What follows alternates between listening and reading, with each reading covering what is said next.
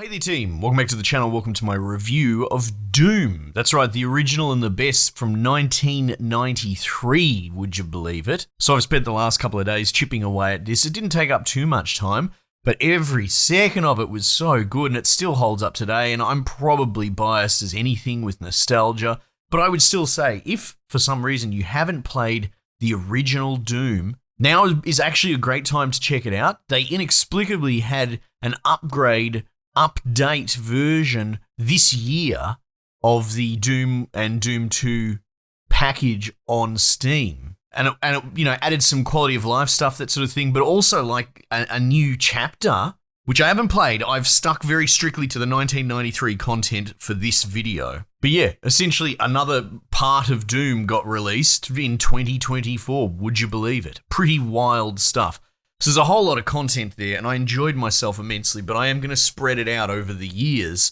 For those not across it, the sort of impetus for this is I've been kind of playing with the idea of playing games that are decades removed from current year 2024. Earlier in the year, I did a bunch of 2014 reviews. Recently, I went back to Halo 1 and Halo 2 because Halo 2 was 2004. I also saw that Doom 3 came out in 2004, I believe, preceded by Doom 2 in 1994. But then, of course, much like Halo, and, I'll finish my setup here, that's why I've played Doom 1, because I kind of wanted to go back and play Doom 2 and Doom 3. If you're going to do it, you might as well do it properly. So yeah, on the Steam build, the current version, like I said, it got updated in recent months, still holds up excellently.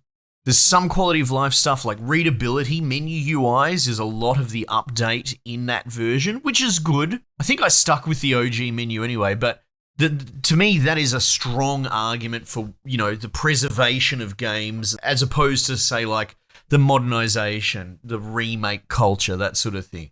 I think, yeah, if you're gonna sort of bring an emulated version or, a classic into the current, doing things like touching up the UI elements so they're much more readable on newer resolutions, that's a bit of a no-brainer. One negative, probably the only negative that I could really think of, is they've muddled with some of the lighting telegraphs, specifically like the flashing of lights that go up. I believe you can disable some light flashing in there because there are some pretty stroby effects in the lighting of some of these rooms, which I think are great.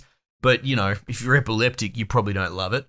But things like the red flash telegraph, like if you're getting shot from behind, it might seem like a small thing, but when you mix it with the new soundtrack, and we'll get to that, which it's very loud, it's very strong and powerful at a default setting, the telegraphing about getting hit isn't actually as strong as at least I remember. So you can, basically cop a rocket up the doot and take a lot of health and maybe not even really notice unless you're really listening hard or the music's in a bit of a lull. And that extends to specifically the Berserk upgrade, which was a bit of a death sentence this time around because it doesn't change your color. Usually when you would get Berserk back in the day, geez, I'm really testing my memory, you would get like a hue overlay of red on your screen. Essentially, it will tint everything a bit red, and when it runs out, that turns off. Anyway, so for whatever reason, that's not in here anymore. So getting the Berserk upgrade is kind of an instant switch back to your gun, and as cool as it is to punch dudes, one-shot them and watch them explode, it's not that cool when it runs out and you didn't realize and then you eat shit. But look, that's about as negative as I could possibly go, which is a good sign because these are non-issues. All said, it took me just under 3 hours to get through all 3 original episodes, Knee Deep in the Dead, The Shores of Hell, and Inferno. There is a 4th, Thy Flesh Consumed, I believe, but that was part of the Ultimate Doom release in 1995. So let's table that for a little while. I'm excited. I want to play it. I want to play all of this crap, but I'm going to sort of do it a little bit more methodical and spread it around a bit. I don't want to get burnt out by just playing 10,000 hours of Doom. So I played the original 3 episodes. And the first 2, probably about 45 minutes, one sitting, knocked through them. And an Inferno took me a little bit longer, a bit over an hour. But it's funny even just telling you that and saying that out loud because it felt like immersive. It felt clean. If you really asked me how many hours did you spend playing it, I'd say double that for sure. Big part of why I'm doing this, why I'm going back to the old games, is to have a look at, how far we've, let's say, strayed from the original model or formula. Don't get me wrong, there's been a lot of improvements in modern games. But as a contrast, I've been playing MechWarrior Clans at the moment, and I've probably put 18, 20 hours into that. And, when you just hold them next to each other, and I'm not trying to bash Clans, it's a great game. But this just feels like a cleaner, tighter use of my time. I feel a bit more respected. And also, I think a more and more modern concept would be value for money, that sort of stuff. So when I tell you I can beat all 3 episodes of Doom in 3 hours, and I wasn't exactly flying through it, and I can't remember half of it, some people might argue that's not good value for money. And I think maybe you got to be careful just losing the thread on that one. Because I think it was an absolutely clean package, and I just had a shit-eating grin on my face every second of it. It's also very interesting going back because what I did play of the second 2 episodes is very limited back in the day. So a lot of this was very fresh to me. As I recall, Knee Deep in the Dead, the original episode that I think everyone on the planet, my age group, has played a ridiculous amount. That was like shareware. It probably came with your Windows or you got a disc off someone or whatever. But essentially that entire 45-minute campaign of 8 levels or something like that was free, just about for anyone that was interested. And I believe the 2 other episodes I played little bits of, maybe on a Super Nintendo version of Doom in later years. That's not to say I haven't played a lot of Doom. In fact, Final Doom I played a lot of, and that comes along years later and much more levels. So I'm very familiar, but, it's one of those things. A lot of this was fresh. I still remember a bunch of the secrets from the first few levels of the game. That was so cool. And I'm just actually so impressed with how clean and, not simple, but I suppose by modern standards, you would say mechanically simple. I would say streamlined and just solid.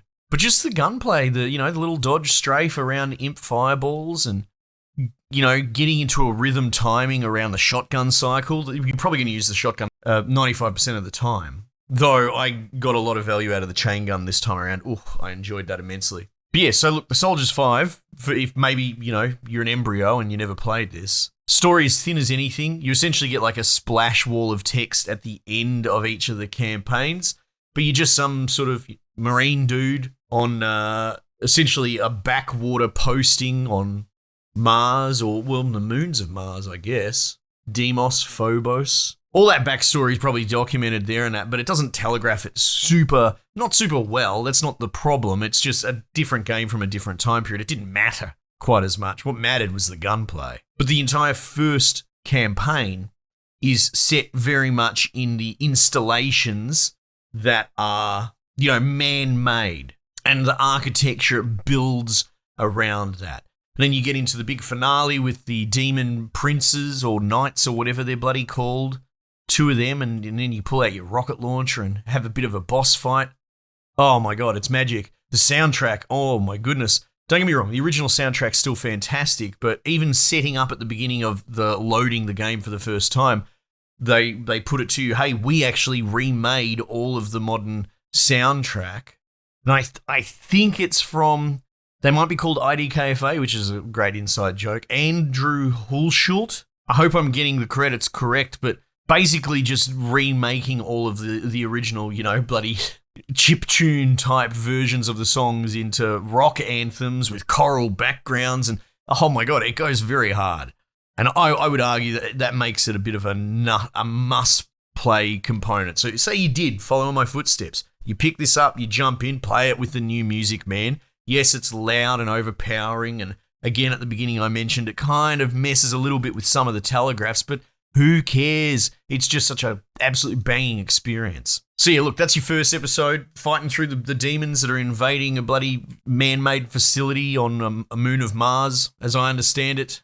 And again, this is off the cuff, I'm not super storied, but I believe The Shores of Hell is sort of a bridging hybrid campaign. I believe you go to the other moon, another facility, but it's sort of almost being terramorphed or terraformed by the demonic invaders, because they're not aliens, they're coming from hell. So I don't know, a little bit more like when aliens start building their hive into a Hadley's Hope, that sort of thing, I guess. And you can see it in the architecture.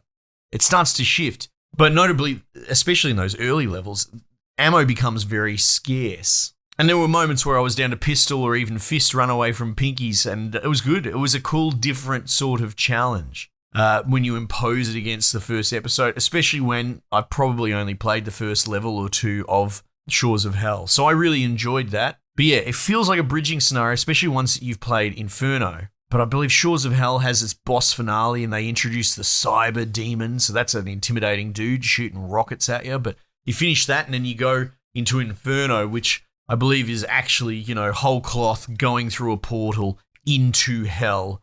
The only way out is through. Very Dante, I suppose. And yeah, that episode took me a little bit longer. It was a bit trickier, a bit tougher. They've introduced a few enemies along the way. I think they put the pumpkin head dudes in Shores of Hell. Maybe the flying skulls as well. I can't quite recall where they came in.